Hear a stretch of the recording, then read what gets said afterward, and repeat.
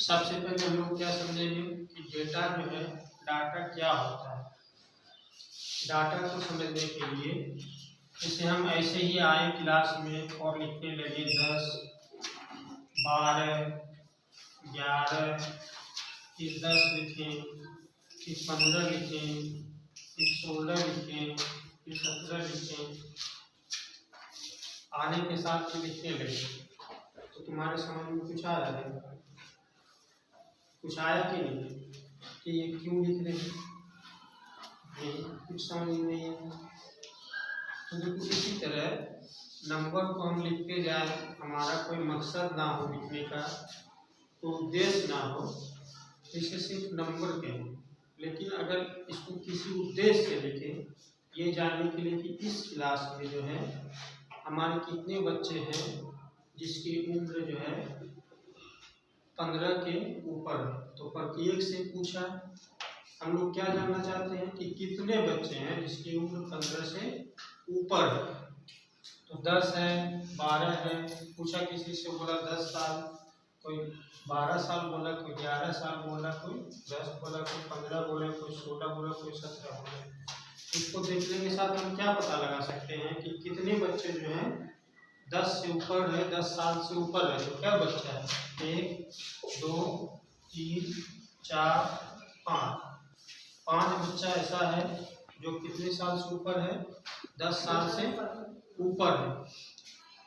तो क्या ध्यान हम करना चाहते हैं कि इस क्लास में जो बच्चे पढ़ रहे हैं, ऐसे कितने बच्चे हैं जिसका उम्र 10 साल से ऊपर है। इसके अलावा मान लो कुछ कार्यक्रम हुआ, या मान लो कोई तुम्हारा कोविड का जैसे इंजेक्शन पड़ रहा था, तो कोविड के इंजेक्शन में क्या है, जिस बच्चे को उम्र 15 साल या उससे ऊपर है उसी को इंजेक्शन पड़ेगा। तो ये डाटा देख करके हम लोग पता लगा सकते हैं कि क्या तो बच्चा इस क्लास में 15 साल या उसके ऊपर है। क्या बच्चा है? 15 या उसके ऊपर। देखो 1, 2, 3। हम लोग कितने इंजेक्शन यहाँ पड़ेगा लाने के लिए? 3 इंजेक्शन। 3 ही जरूरत पड़ेगा, है ना। इसी तरह देखो नंबर को अगर किसी खास मकसद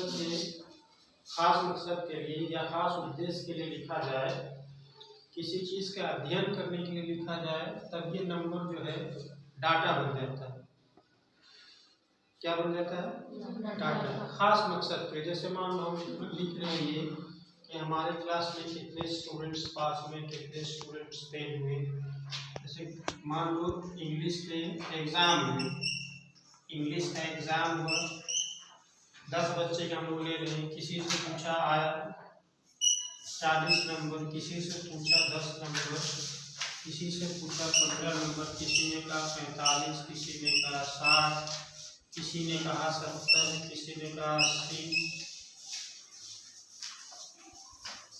किसी ने कहा 15, किसी ने कहा कि हमारा जो है 70 नंबर है। अब अगर 30 नंबर में पास है तो हम ये बता सकते हैं कि कितने बच्चे पास हुए, कितने बच्चे फेल हुए।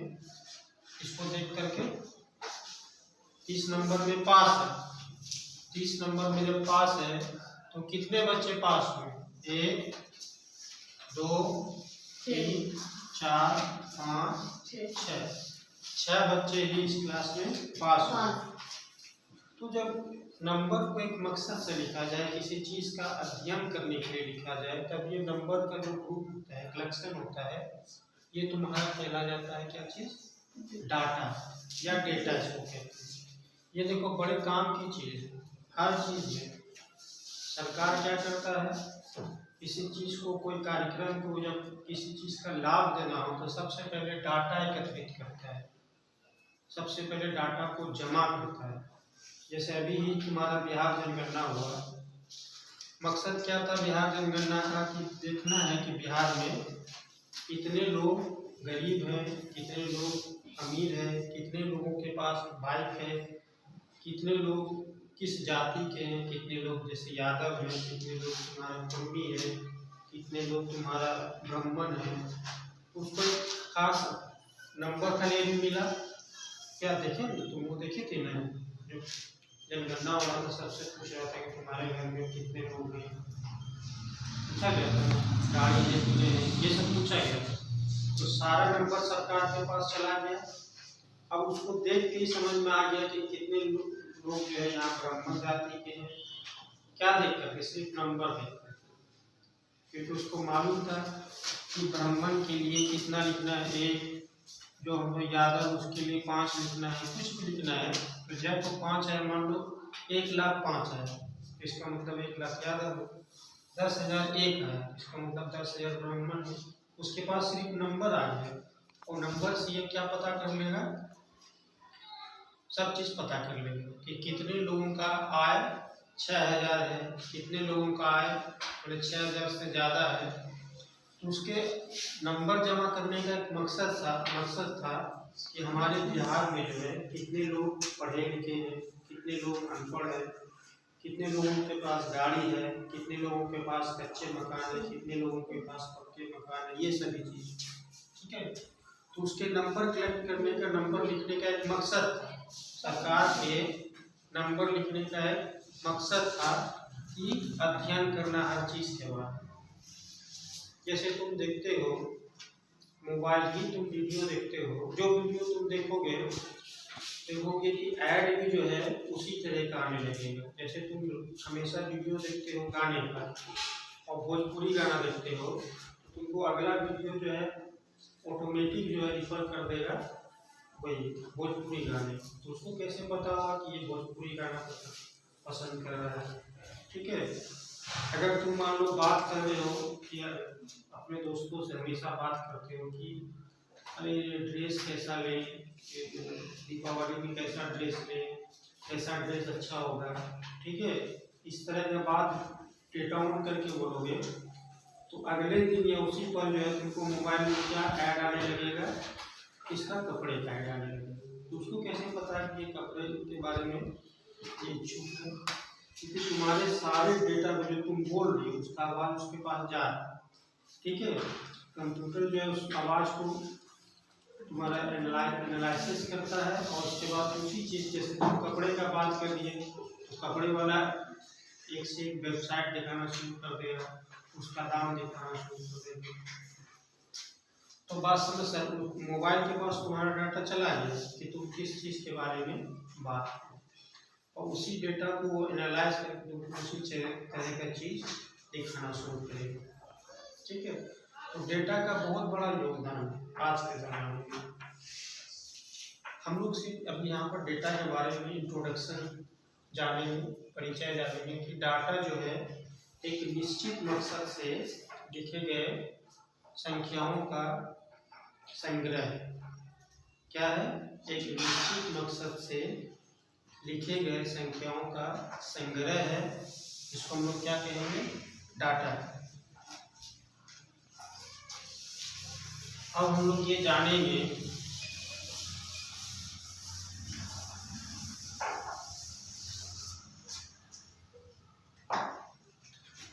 डाटा जो है कितने प्रकार का होता है। तो डाटा जो है 2 प्रकार का होता है। डाटा के प्रकार, डाटा तुम्हारे 2 प्रकार का होता है, टाइप्स ऑफ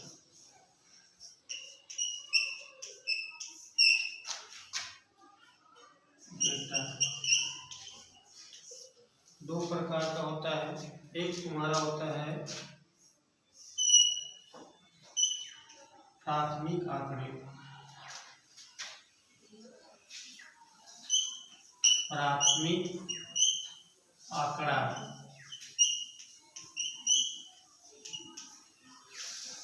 इसको कहते हैं प्राइमरी डाटा,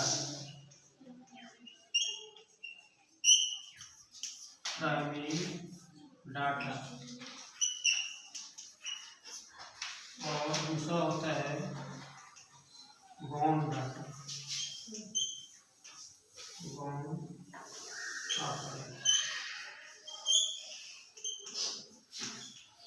सेकेंडरी डाटा होता है।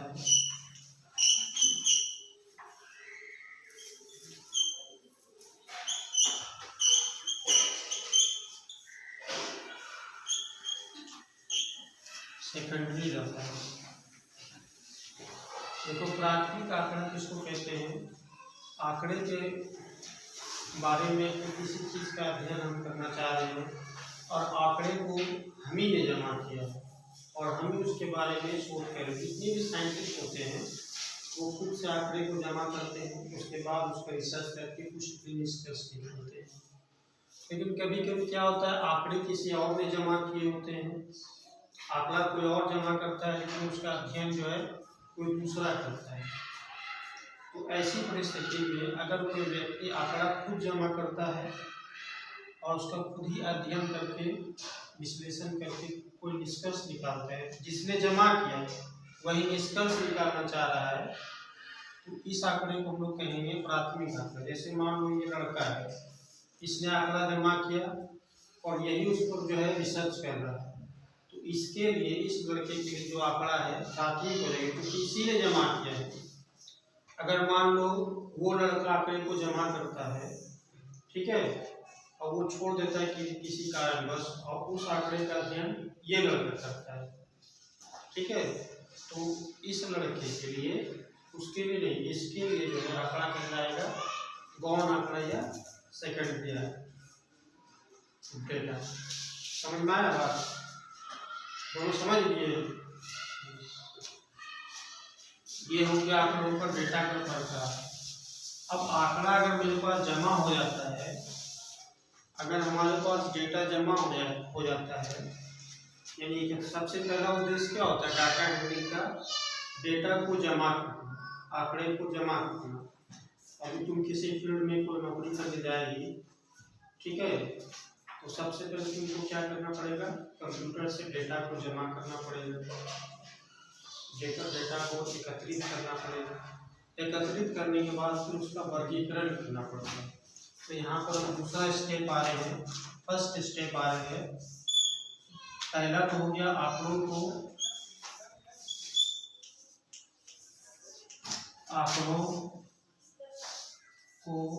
एकत्रित करना,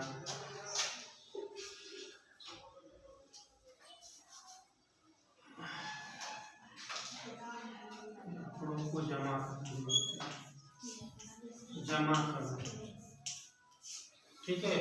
जैसे तुम आंकड़ा जमा कर दिया, 3 लिखी, 4 लिखी, 5 लिखी, 3 लिखी, 4 लिखी, 3 लिखी, 6 लिखी, 7 लिखी, 8 लिखी। अब देखो इसमें ऐसा लग रहा है कि कुछ कोई नंबर 2 बार आ गया है, 3 बार आ गया है, ऐसा लग रहा है, ठीक है।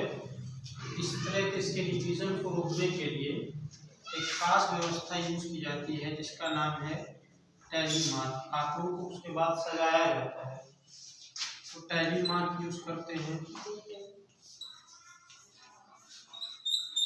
टैली मार्क या इसका दूसरा नाम है मिलान चिन्ह। मिलान चिन्ह, इसमें देखो किसी आंकड़े के रिपीटेशन को रोकने के लिए या ये जानने के लिए कि कोई आंकड़ा कितनी बार आया है, सिंपली टैली मार्क का यूज करते हैं। कैसे करते हैं? जैसे मान लो इसके लिखने का एक खास तरीका है।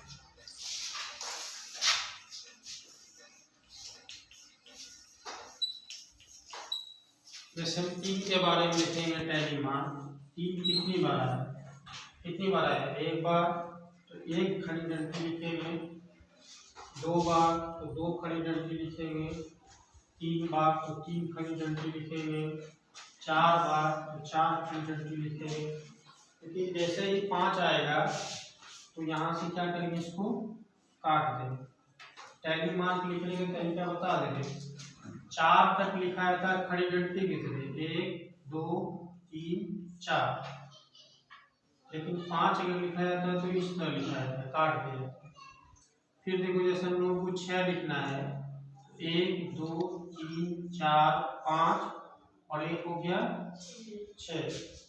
अब जैसे 10 लिखना है तो कैसे लिखेंगे? 1 2 3 4 5 6 7 8 9 10। ये टैली मार्क लिखने का तरीका है। इससे क्या होता है? रिपीटेशन रुकता है, आंकड़े का अगर मान लो साइज बड़ा है तो साइज को हम लोग इससे छोटा कर देते हैं।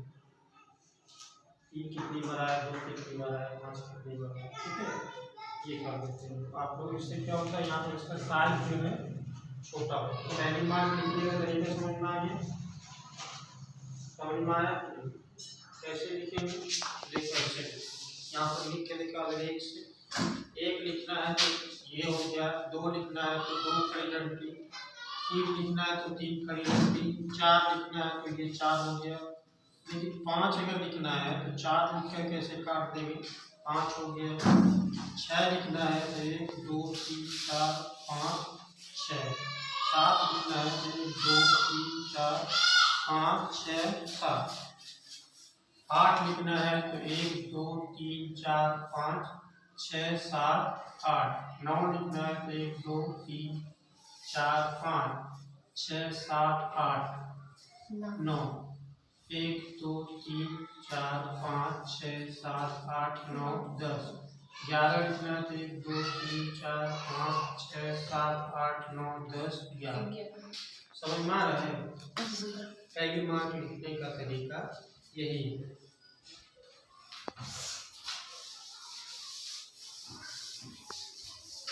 अब हम लोग करेंगे आंकड़ों का वर्गीकरण। दूसरा स्टेप, पहला स्टेप जब हम लोग आंकड़ों को जमा कर लेते हैं तो फिर हम लोग क्या करते हैं, आंकड़ों का वर्गीकरण।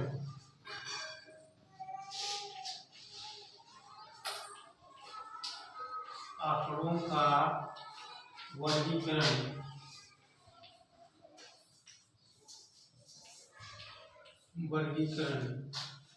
क्लासिफिकेशन ऑफ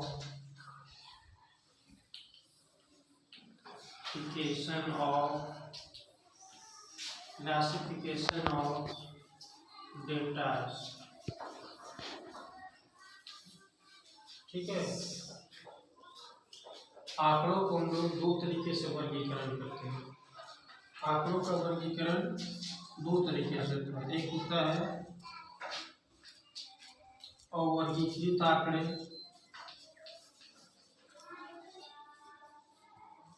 वर्गीकृत आंकड़े।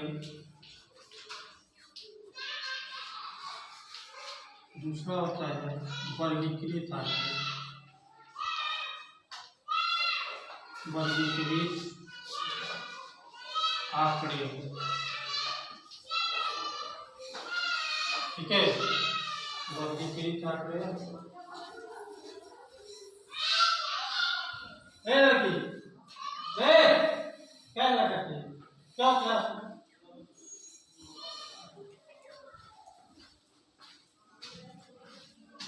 देखो तुम देखेंगे इस चैप्टर में कि कुछ आंकड़े ऐसे लिखे रहते हैं 3 से 10, है ना, 3 से 10 हो गया, 10 से 17 हो गया, इस तरह के बीच में डैश होता है। ठीक है, और कुछ आंकड़े ऐसे लिखे रहते हैं नंबर की तरह, इस तरह बीच में डैश नहीं होता है। तो इस तरीके से अगर आप नंबर लिखा जाए तो उसको कहते हैं अवर्गीकृत आंकड़े। ठीक है, अनक्लासिफाइड डेटा। और ऐसे अगर लिखते हैं 10 से 17, 17 से 24, इस तरह के लिखते जाते हैं, बीच में ऐड देते हैं, पढ़ते हैं 3 से 10, 10 से 17, 17 से 24, इस तरह अगर आंकड़े को लिखते हैं तो इसको वर्गीकृत आंकड़ा कहते हैं। ठीक है, और इस तरीके से अगर आंकड़े को लिखते हैं तो इसको क्या कहते हैं, वर्गीकृत आंकड़ा कहते हैं। क्लियर है?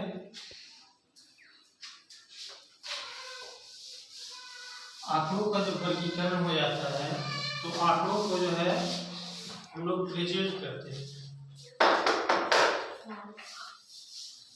आंकड़ों को जो हम लोग क्या करते हैं, प्रेजेंट करते हैं।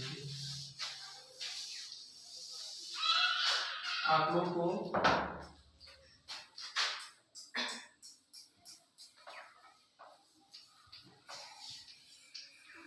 आंकड़ों का प्रदर्शन, आंकड़ों को देखिए प्रेजेंट करने का तरीका क्या है। कुछ लोग ऐसे आंकड़े को प्रेजेंट करते हैं जैसे इस तरीके से ग्राफ बना दें।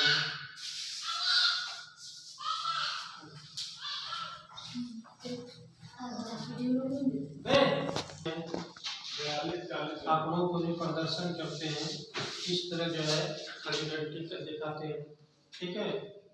इसको इस तरह करते हैं। कुछ लोग आंकड़ों का प्रदर्शन, तो मैच देखते हो ऐसा आता है, कुछ लोग ऐसा आता है बार ग्राफ है।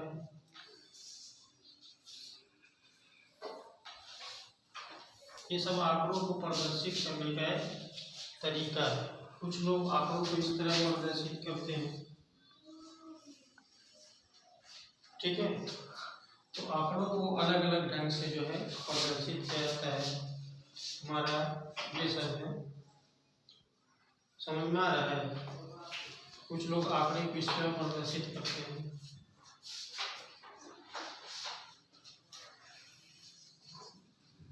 इस तरह से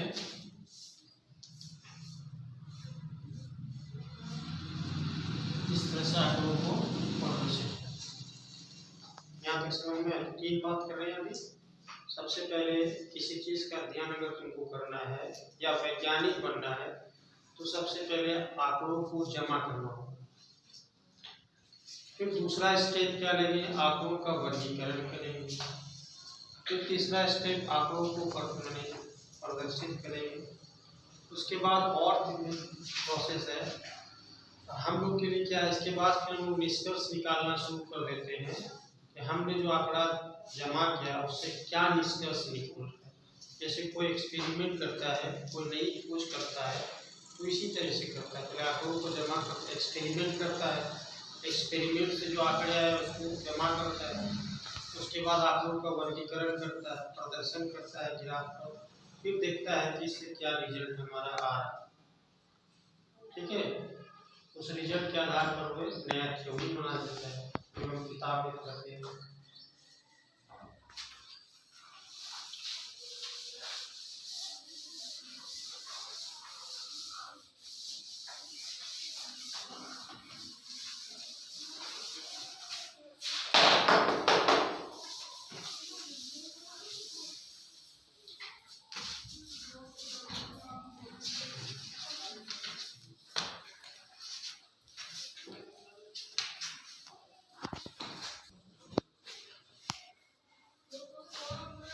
अब देखो और भी कुछ टर्म को समझ लो। जब हम लोग आंकड़ों का प्रदर्शन करेंगे या आंकड़ों का वर्गीकरण करेंगे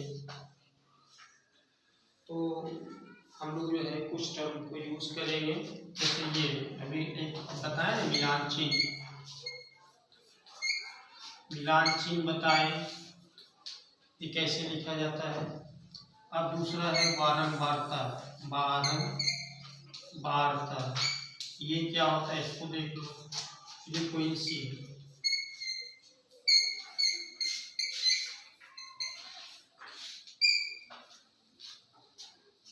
एकत्रित आंकड़े में जो आंकड़ा हमने जमा किया है, जमा किए हुए आंकड़े में कोई नंबर कितनी बार आता है उसकी संख्या को बारंबारता कहते हैं। फिर से एक बार बता देते हैं। जैसे आंकड़ा यहाँ जमा किए,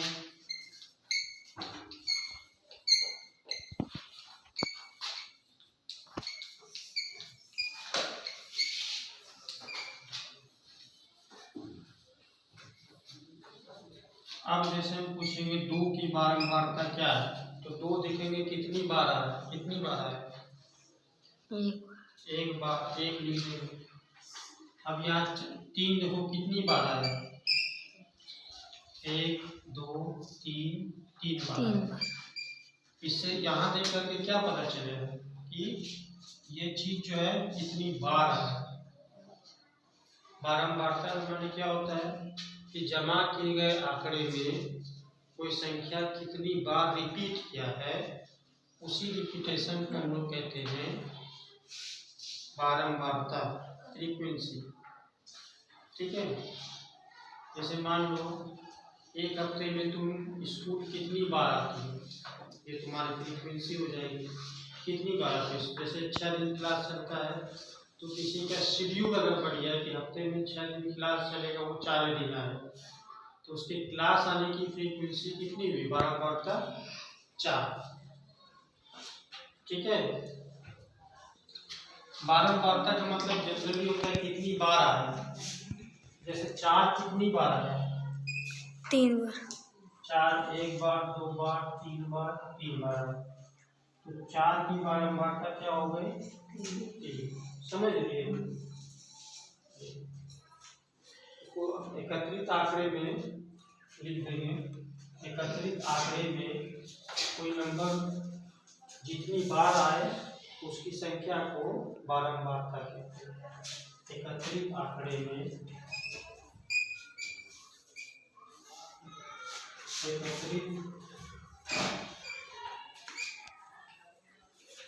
आंकड़ों में कोई संख्या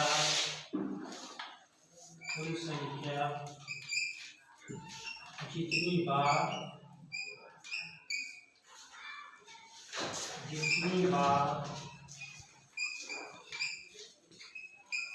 आती है, ये जितनी बार उसका पुनरावृत्ति होता है उसे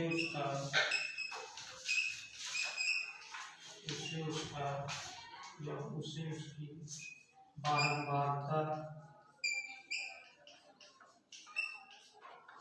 बारंबारता या फ्रीक्वेंसी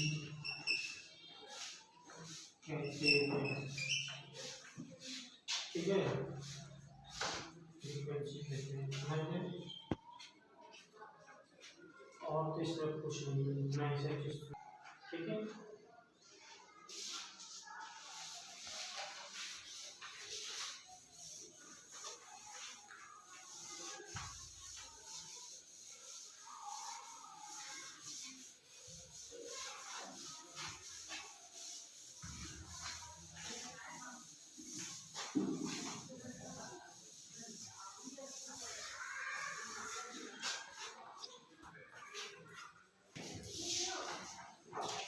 वर्गीकृत आंकड़ा है। वर्गीकृत, जब आंकड़ों का वर्गीकरण करते हैं तो कुछ टर्म्स जो है तुम्हारे सामने है, उसका मतलब समझ लेना। जैसे इस तरह से दिया हुआ है 10 से 15, 15 से 20, 20 से 25, 25 से 30, 30 से 35। इसमें तुमसे पूछा ये जाता है, क्या क्या पूछा जाता है, इस वर्ग की सबको वर्ग करें।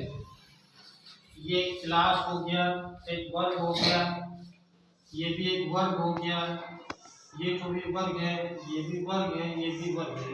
1 वर्ग, 2 वर्ग, 3 वर्ग, 4 वर्ग, 5 वर्ग, क्लास हो गया 5। अब इससे पूछा जाएगा ऊपरी सीमा, निम्न सीमा। तो यहाँ देखो, किसी वर्ग में जो पहले नंबर है, छोटा नंबर है, उसको कहते हैं निम्न सीमा।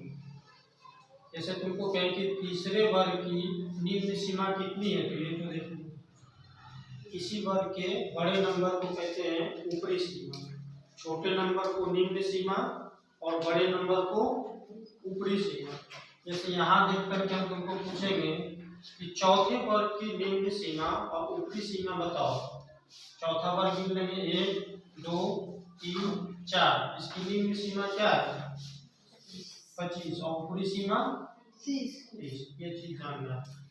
अब कहेंगे वर्ग 3 की ऊपरी सीमा और निम्न सीमा क्या है। वर्ग 3 में आओ, 1 2 3, ऊपरी सीमा और निम्न सीमा कितना है, 20, और ऊपरी सीमा 25 है।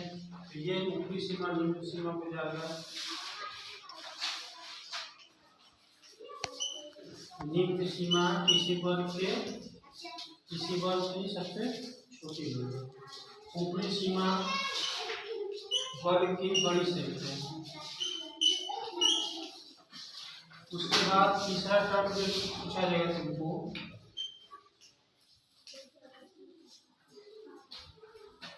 वर्ग की लंबाई। ठीक है, वर्ग की लंबाई पूछा जाएगा। तो कितने कितने का अंतर है, 10 से 15, 15 से 20, 20 से 25, 25 से 30, 30 से 35, कितने का अंतर है? देखो 10 से 15 कितना अंतर है? 5 5। 15 से 20 कितने का अंतर है? 5। तो ये वर्ग की लंबाई हो गई 5। उसके बाद अगला टर्म तुमसे ये तुमको देखने में आएगा वर्ग चिन्ह। वर्ग चिन्ह क्या है इसको जान लेते हैं। वर्ग चिन्ह है किसी वर्ग की ऊपरी सीमा और निम्न सीमा को जोड़ कर उसका आधा कर देना। किसी वर्ग की ऊपरी सीमा और निम्न सीमा को जोड़ कर उसका आधा कर देना। जैसे वर्ग चिन्ह इसका क्या है तुम्हारा 15 है, 20 कितना होगा 35, उसका आधा कर दो कितना होगा 17.5। जैसे इस वर्ग का करेंगे तो क्या हो जाएगा, दोनों को जोड़ देंगे 20 और 25 कितना होगा 45 का आधा कितना हो जाएगा 45 का आधा। हाँ 45 का आधा 22.5। ये क्या हो गया किसी वर्ग की ऊपरी सीमा और निम्न सीमा को जोड़ के 2 से भाग दे देना। 2 से भाग देने पर जो आएगा उसको कहेंगे वर्ग चिन्ह। ये सब टर्म यूज होता है। फिर से बता रहे टैली मार्क, बारंबारता, उसके बाद वर्गीकृत आंकड़ों के लिए निम्न सीमा और ऊपरी सीमा। निम्न सीमा माने छोटी संख्या, ऊपरी सीमा माने बड़ी संख्या। वर्ग चिन्ह माने दोनों ऊपरी सीमा निम्न सीमा के जोड़ का आधा। जोड़ लेंगे उसको आधा कर देंगे, जो आएगा उसको हम लोग कहेंगे वर्ग चिन्ह। ठीक है, क्लियर है कि नहीं? समझने के लिए इतना ही चीज है अभी।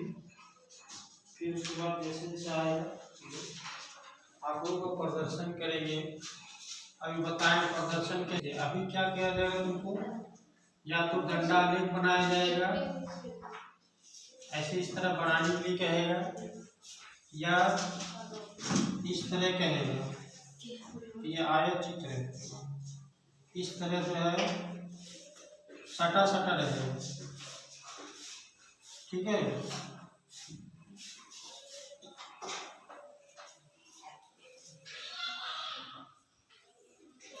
इस तरह से डबल बार ग्राफ है। ठीक है, उसके बाद कहीं पर तुमको पाई चार्ट बनाने के लिए कहा जाएगा।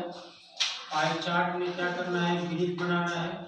उसके बाद आंकड़ों का प्रदर्शन कोण में करना है, किसके हिस्से कितना कोण, कितने डिग्री का कोण आएगा, उस तरीके से बता रहे हैं। इसको कहते हैं पाई चार्ट।